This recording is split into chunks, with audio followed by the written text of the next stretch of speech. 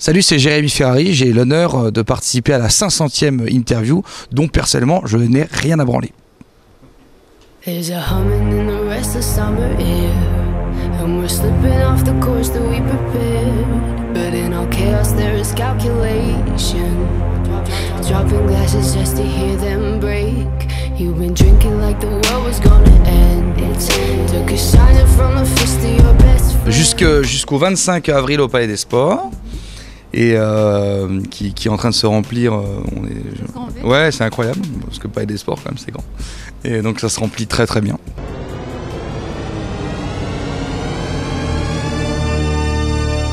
Donc je pense qu'on va finir sur un joli complet au Palais des Sports, ce qui est quand même beau. Et puis voilà. Et puis après, si je pars, je vais faire 2-3 dates à La Réunion.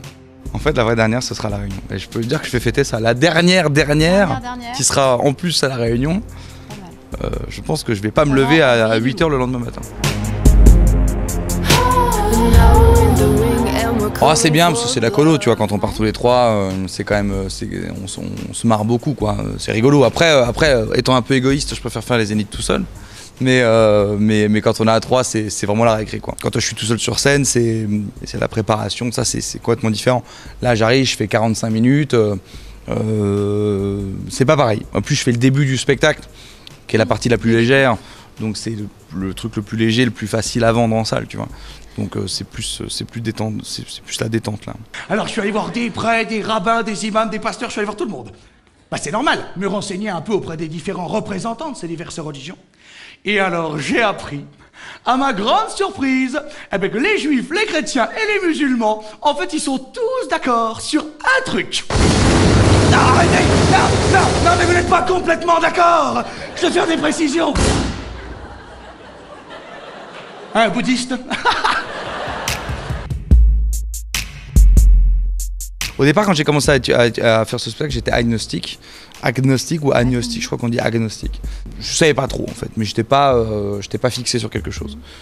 Et après avoir lu les textes, je suis définitivement devenu athée.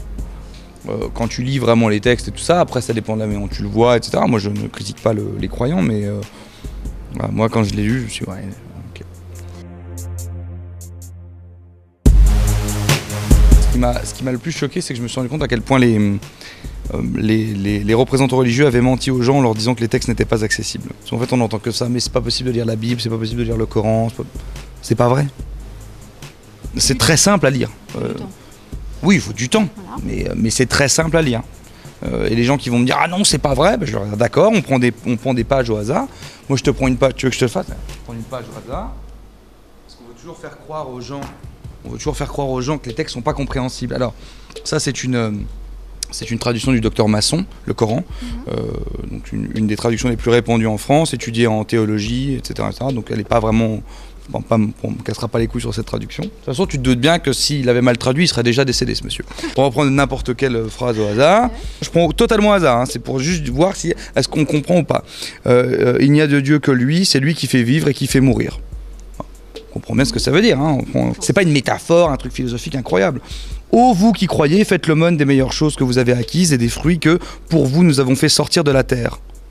Il n'y a rien d'incompréhensible dans cette phrase, on est bien d'accord? On est bien d'accord. Je te prends la Bible, n'importe quel passage. Moi, en même temps, je ne vais pas prendre les évangiles, parce que les évangiles sont très compréhensibles. Je vais prendre même l'Ancien Testament, qui est encore plus compliqué, par exemple.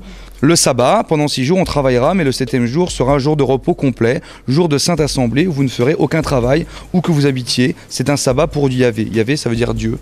À partir du moment où tu sais que Yahvé, ça veut dire Dieu, la phrase est totalement compréhensible. Donc ce que je veux dire, et là j'ai pris totalement hasard, j'ai fait ça. Donc c'est une manière de dire aux gens, arrêtez de croire que les textes ne sont pas compréhensibles, et lisez-les.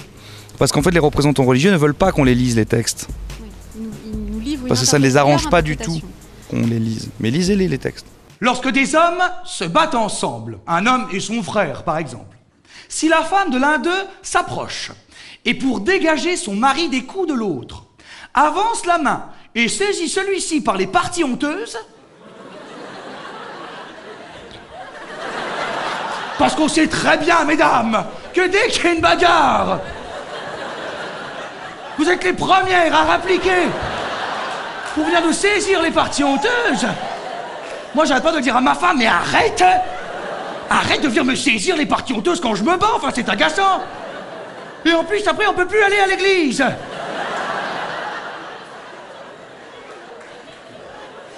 Châtiment, messieurs, si vos femmes font ça, tu lui couperas la main sans un regard de pitié.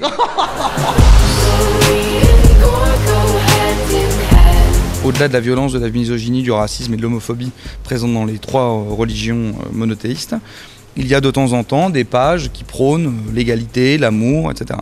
C'est ça que... Oui, de temps en temps. C'est pour ça que certains croyants vont vous dire « Oui, mais regarde », parce qu'ils prennent que les pages où il y a des jolies choses qui sont dites. Et puis ils vous disent « Vous voyez, il n'y a que ça ». Sauf qu'en fait, ils ont sauté entre-temps 2 pages, 3 pages qui disent l'inverse. Je pense ce que moi je pense et je laisse penser aux autres ce que les autres veulent penser. C'est pour ça que ce spectacle se moque que des extrémistes et pas des croyants. Les croyants font ce qu'ils veulent, je m'en fous complètement. Enfin, si ça peut les aider... Non, tant qu'ils font de mal à personne, moi c'est pas que ça me dérange pas, c'est que ça ne me concerne pas. Que j'ai tellement eu peur pendant toutes ces années que ça s'arrête, parce que ça fait 3-4 ans maintenant on va dire que ça marche. Du coup en fait je pense que j'ai été plus traumatisé que ce que je ne pensais des 10 années ou 12 années de galère que j'ai eu avant. Parce qu'en fait maintenant ça me fait vraiment très peur que ça s'arrête. Dès qu'il y a une salle, si une salle est complète que le soir même, au lieu d'être complète 2 semaines avant, ou s'il reste 30 sièges de vide, ça me rend ouf, j'ai l'impression que tout est en train de s'effondrer. Là maintenant, je sais que, comme on arrive à la fin de la tournée avec les Zéniths et ça, je sais déjà ce qu'on va avoir là dans les Zéniths en termes de remplissage, je sais déjà où on en est. Donc je sais qu'on va finir entre 1500 et 3500 personnes partout. Ce qui est vachement bien pour moi parce que c'est une fin de spectacle. Donc je peux dire à l'heure actuelle que j'aurais porté ce spectacle jusqu'au bout à remplir les salles. Voilà, et avec ce spectacle-là, c'est très touchant pour moi parce que personne n'y croyait du tout en ce spectacle. Il faut faire très attention quand tu parles des musulmans. Il faut toujours se baser sur des sources très solides quand tu les taquines. Parce que sinon les musulmans, ils toquent à ta porte. Et quand tu ouvres, eh bien ils te tuent les musulmans. Alors que si tu te bases sur des sources solides, ils ne te tuent pas. Ça sont des racistes qui vous diront ça. Ne les écoutez pas, c'est pas vrai, c'est faux. Non, jamais. Ils tueront peut-être ta mère, ils tueront peut-être ta sœur, mais toi, ils te laisseront en vie. Et de toute façon, moi, ma mère, ils peuvent la tuer si tu le connaisses. Ce spectacle, on aime ou on n'aime pas Alléluia Bordel, toujours est-il que ce spectacle, pour moi, quand même, il arrive, et pourtant je suis très dur avec mon travail, mais je suis fier de ce spectacle parce que je crois vraiment que tu te marres beaucoup, vraiment que tu te marres, comme si je te parlais d'un sujet très léger, et qu'en même temps il y a du fond, et qu'il y a de la recherche, et qu'il y a un message, etc. Donc ce spectacle, pour moi, j'en suis fier parce qu'il a réuni tout ce que je voulais faire, c'est-à-dire le fond, la forme, l'efficacité, etc. Après, tu peux ne pas aimer mon humour, ou tu ne peux pas m'aimer moi, mais en tout cas, ce spectacle, je crois qu'il est en tout cas réussi. Maintenant, il va falloir être à la hauteur pour le prochain, quoi. Et en plus, je m'attaque à la guerre, ce qui va être un thème très compliqué, très large à traiter. Il va falloir être aussi efficace avec ce spectacle-là. En sniper, c'est plus reposant.